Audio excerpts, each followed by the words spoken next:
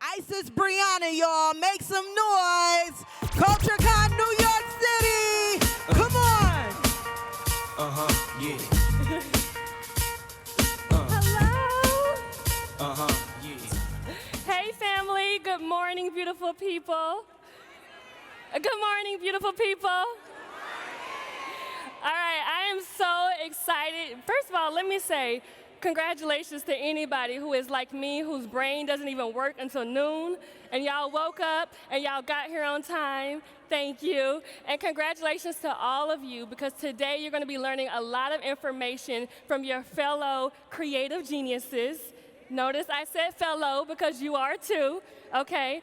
But if you know, you know, we go to these inspiring conferences, we come to these networking events, we get a spark, and then we go home, we feel fueled up for a little bit, and then it all comes crashing down, and we burn because we don't have the motivation or the strategies or the tools we need to actually implement on all the ideas that we had. I don't know about you, but I hate that feeling. I hate knowing that I am on the cusp of something great, and then I automatically lose it because I don't have the support or the strategies I need. And so today, my goal for you is to leave you with all the strategies you need in order to actually bring your vision to life and to birth all of the things that God put into you. I want you to walk away from here today being able to say that you created something, that you have a strategy, and that everyone is going to be blessed with the gifts that you have. So, yes, okay, yes.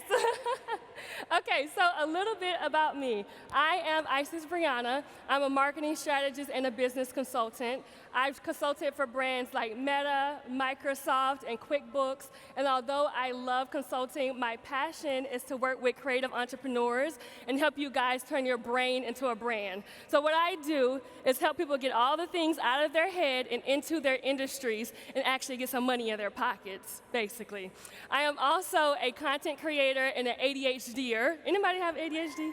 Okay, I'm gonna ask you again in a minute. The reason I like to bring up the ADHD is because when I was diagnosed 10 years ago, which is crazy to think about, I was convinced that it was going to be the thing that hindered me from getting to where I wanted to be. I went into an entirely different industry than what I am in now because I was afraid that it wouldn't happen. But now, fast forward, here I am. I feel like it is my biggest superpower. It's the thing that allows me to create these amazing ideas and create content and even create strategies that allows me to be productive. So I'm excited to sprinkle a little bit of my superpower on you today. And last but not least, I am an author, which is a quick tip. Always plug yourself, honey. Always. I authored the book Skyrocket Your Business with Social Media Branding. And although it's all about business and branding, I've had readers email me and say that it feels therapeutic. It has helped them on their journey to figuring out their purpose, their next assignment, their things in life. And so go check it out at any bookstore near you. But if you get it on Amazon, leave a review, because my publisher is on me, okay? Now, I want to know a little bit about you. Raise your hand if you feel unorganized, like all the time. You feel kind of all over the place? Okay, don't be shy, because I know it ain't just me. Okay, yeah. Okay, now, also, I want you to raise your hand if you have ADHD. I just want to know who, can we just clap for the ADHDers? Any neurodivergent people in here? Any neurodivergent? Okay. Raise your hand if you also feel like your business is completely running you. Like, okay. I've been there. When I say running you, I mean you feel like you don't even have a flow. Your business is telling you what to do. You don't have a strategy. You don't have a plan. You're waking up and you're just doing. All right, last little bit, raise your hand if you feel like your job is limiting your creativity. Whether that be because you're not working in your industry or you come home and then you don't really know how to do anything. You come home, you don't have a plan, you don't have time, you're tired. Look, I see you shaking your head. That's me, girl. It may be time to leave. Okay, if you have raised your hand, you need systems. If you didn't raise your hand, how does it feel to be God's favorite? Because y'all ain't got no problems. Okay, systems for me are basically a thing that merges what you believe, what you do, and what you use in order to create a set of rules that teach you and help you decide how you're going to do things. So I created a system that helps you create your own customized system, and it is called ease. Now, if you know me, you know I do everything with ease. I don't believe in putting any extra energy into things. I don't believe in stressing over things. I do what I can and let the universe do the rest. And so ease stands for envision, and we'll walk through this. Envision, attain, sustain, and then engage. And you'll also see me say execute at the end, because I like saying engage and execute. They're the same for me. Okay, so let's look at it this way. This is a step-by-step process on how I want you to create your own custom system after you leave here today. Don't take in all this information and go home and do nothing. Take pictures. I really want you to take a picture of this. You'll also see it online and screenshot it so that you can implement this. During the envision phase, this is where you're going to visualize your long-term goals, typically anything from about a year to 3 years in advance. Now, this is the one part of the ease strategy where you're not going to use any tools or softwares. I do not want you to go into ChatGPT and say, what's my purpose? What should I be doing? No, that's not. This is the one time where you have to sit with yourself, understand yourself, and allow yourself to define and decide what success looks like to you. And then in the attain phase, this is where you're going to ask yourself, how can I manage and track all of the goals that I had in mind? Now, you are going to use softwares and systems during this phase of the process, typically something like a project manager, and we'll talk about that in a second. And then during the sustain phase, that's your day-to-day workflow, okay? That's like your operational things. You're definitely going to be using systems and tools that allow you to track what's going on day-to-day. Now, the engage phase, or the execute phase, that's the part where people drop the ball. And that's when I typically see my clients start to struggle, because they can easily figure out what their goals are. They can say, okay, I'm going to do this. I'm going to have a project manager. And then when it comes to hour tracking or being able to execute on things, they really struggle. Whether they have issues with ADHD or not, this is where I see people struggle the most. Okay, so let's walk through this. First, in the envision phase, you're going to have a bunch of different things that you can set goals for. It depends on you and your business. But let's say, for example, these are the things that I see people needing the most. Maybe you need a brand positioning strategy. This is the time where you're going to create a strategy, an overall vision of what I want to be known for, okay? You want to have a perceived view to the public audience, and that's what you'll create during this phase. You can also have a client acquisition strategy. So when you have these big visions at the beginning of the year, you say, oh, I'm going to have 1,000 clients. I'm going to create this for them. This is a time where you actually say, okay, how am I going to do that? What is that going to look like for me? You can also have your community building. I also see a lot of people drop the ball on this, especially people who are in like the creative artist industry. They'll say that they want to create something. They want to have a fan base. They want people to love them. And then they don't carry the strategy behind that. They think that they're only just going to be posting on social media. So this is a time where you want to get real. Like maybe if you're an artist, you're saying, hey, I'm going to have some pop-up workshops every month. I'm going to have something where people can come see my work every single month, whether it's 1 person or 1,000. Now then, you also have a bunch of different things that you can set your goals for. They're all on the screen here. I want to walk through a few of them. And this is just to guide you. Again, not everything is going to be up here. So you may have financial planning, which is really important to me. My husband's sitting right here. He's my financial planner, y'all. He works in finance. Thank the Lord. But that may be the time where you set a strategy for what my budgeting is going to look like. What am I going to do with my revenue once I get it? A lot of people don't plan before they actually get the money. Am I investing it? Where am I spending it? You may also want to think about contingency planning, another place where I see people drop the ball. What am I going to do when this happens in my business? Or what am I going to do when this does not happen? There have been many a times where I've honestly, the world has just hit me in the face, and I'm like, okay, what is next for me? And then you may also want to look at planning or collaboration. So how are you going to partner with people, different brands and companies to get your ideas and your vision out there? All right, now we're going to the attain phase. Once you have all these big visions that we typically set in the beginning of the year, do you guys do the beginning of the year planning? Yes, raise your hand. Give me a clap if you do it. Come on now, wake up. I know we're early. Okay. Once you have gone through the phase in the beginning of the year where you're planning all of your things, now you're in the attain phase where you have to put some strategies behind that. So, for example, let's say that you want to be known in the vision phase. You say, I want to be known as a thought leader. I want to be someone who has great communication with my clients. I want to have a beautiful onboarding process. I want to be known as a person who is fun to work with. Okay, cool. That's your vision. That's your overall strategy. But then at the end of the day, that means that during the attain phase, you're going to need a client management system. Okay? You're going to need tools. For example, I love Zapier. If you guys don't know Zapier, it's a tool that allows you to integrate different tools. Okay, I see some of y'all love Zapier too.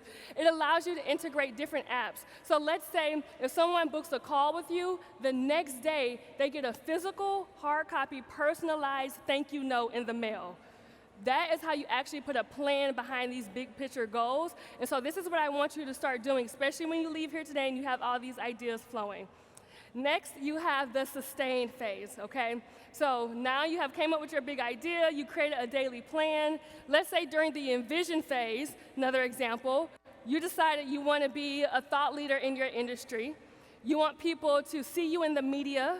You want people to be posting about you here and posting about you there. You want people to love your brain, okay? You want to teach workshops. That means that during the attain phase, you need to get serious and have a content management system.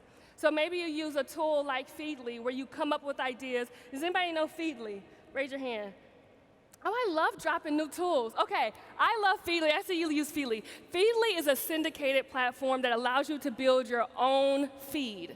That means that you can follow people on Twitter, on social media, different articles, different YouTube videos. And if you're like me, you don't like being on your phone or on social media all day, you can just log in and see everything that you want to see without seeing the rest. It's great for your mental health, too.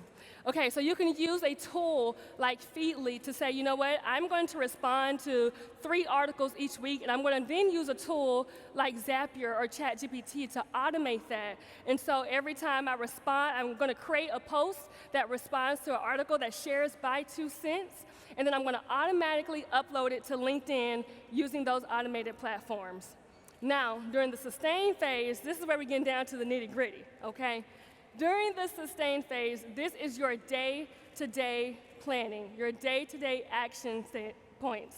So you can say that every time I create an automated post on social media, I'm going to spend an hour after that working towards my goal. So maybe you take the first 30 minutes after you make a post and go through comments and organize them. But you're not doing this just for fun. You're doing this so that you can see what people are saying so that you can have ideas for your workshops in the future. If someone comments and asks a question that says, hey, this was amazing, but I also want to know about this, that means that you need to organize that. Now you're using your next 20 minutes to go into Notion, for example. I know a lot of us use Notion, and we're writing in all of those questions so that we can easily plan for our workshops, for our events, so that one day you can build something like this. And then after that, you can take another 10 minutes and say, hey, I'm going to take this time, and I am going to build out my media kit. I'm going to screenshot what people are saying, all the praise that I got. When someone comments and say, oh my gosh, I love this post. This was so insightful. You're such a thought leader. Then you're going to take that time and put it in your media kit so that you can immediately send it over to media outlets. So you're not wasting time and waiting a month before you post these things and share it. All right. Oh, so let's go back. Now, I love the Eisenhower matrix. If you are like me, and sometimes you wake up and you don't know what to do. You have your overall plan, but you don't have that day-to-day, like what task should I be focusing on? If you don't know the Eisenhower matrix, here it is. In the green area, it says if things are urgent and important, you do it immediately. It's the first thing on your priority list. However, if things are in the blue area, if they are urgent but not important to you, you outsource it. You delegate it. This is where you get some help. And the orange, if it is not urgent, but it is important, that's something that you put off to later. And if it's not urgent and is not important, in the red, you let it go. Just throw it away. Unless you're like me, you need to do that little fun stuff, you just do it later when you have some free time. Now, lastly, the execute or engage phase. This is my favorite part. This is where I have the most fun and where I shine. So you can have different strategies that you create. I want this to be very customized to you, but these are some of mine that I actually implement, okay? So one thing that I love to do to make sure that I have a day-to-day plan that gets me excited, again, this is all about making sure that you're loving your day, you're having fun with it. These aren't just feeling like hard tests that you have to do. I love to do thematic work days. So thematic work days are where you basically have one goal that you're doing for each day, and you assign that day a role. So if you're a writer, maybe on Mondays, that's where you're going to be doing all of your sourcing for ideas and information and things that you want to write about. And then on Tuesday, maybe you're doing your editing. So you're going to be doing your draft writing or your free writing and doing things like that. And then on Wednesday, you're going to be making your final changes. Another thing that I love to do is the 3-2-1 strategy. That means that every day you choose only 3 things that you focus on. And then you also choose 2 things that you can do if you have some free time. And then you choose 1 thing that you do that'll bring you joy throughout the day.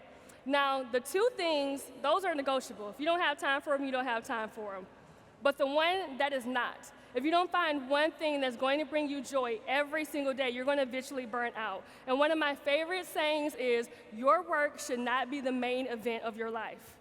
If you're waking up and the only thing you're looking forward to is doing some work or delivering something to somebody, you're going to burn out very quickly. Another thing that you can do that I do, my husband, child, he knows I love to have fun with this. I love to gamify my days. So that looks like for you. Sometimes you may want to challenge yourself and see how quickly you can get some work done. Another thing that I love to do is I give myself 1 point for every single week that I've done all of my tasks. Now that 1 point for me translates to 1 travel day. I love to travel, if you can't tell with the zebra on, okay? I'm looking like a safari out here. So I like to do that. So at the end of the month, if I have 4 weeks where I did everything I was supposed to do, that's 4 travel days where I'll take myself on a creative retreat. So gamify your days, have fun with them. And then lastly, just doing some focus sprints. Studies show that focusing for 60 to 90 minutes will allow you to get more work done that you can in 3 hours. So just having those moments where you're locked in. I love using hyperfocus. These are little candles that actually burn down in an hour. And so you can see them out of the side of your head while you're working. It just keeps you focused. Okay, another thing that I like to do, because I want to remind you to keep this customized to you. I love to use my record player. It has saved me with my ADHD for the past 2 years. It's crazy. Now, if you do have ADHD, you may know some people think that we just can't focus. That's not true. We can focus, we just can't decide what to focus on, okay? Now, the reason this is important is because I often find myself hyper-focusing, sometimes for a little too long. I'll think I'm spending 30 minutes on a task, and then it ends up being 3 hours. And so the reason I implemented my record player is because if you old school like me, y'all, I'm 28, but I feel I'm old soul. But if you're old school like me, you know that once that music stops playing on your record player, you have to get up, you have to pick up the record, you have to turn it over to start it again. And so that helps me versus playing music on my phone because it allows me to reset myself and refocus. It kind of pulls me back into reality when I'm having those hyper-focusing moments. So figure out what's going to work for you. All right, one more quick example, and then we'll get to some questions. So let's say that you are a freelance muralist. You create murals for wonderful businesses. During that envision phase, what you're going to do is probably say, you know what, I need to create a market research strategy or a vision for how I'm going to get businesses around me to know that they'll benefit from a mural. How am I going to figure out what companies around me need my services? Then during the Attain phase, you're going to create a client management system. During this time, you are going to figure out how you can track your client work, how you can automatically update them with the things that they need. And then during the sustain phase, that's when you're going to create a workflow. When am I going to sketch, finish, and draw and paint my murals? And then lastly, during the execute or engage phase, that's when you're going to try to figure out how to have some fun with it. You can use the Eisenhower method. You can use the 3-2-1 method. In this case, I would probably even use thematic days, where on Mondays I'm sketching, on Tuesdays I'm meeting with my team, and on Wednesdays we're going out and painting, okay? All right, so let's see if we have any audience questions. Anybody?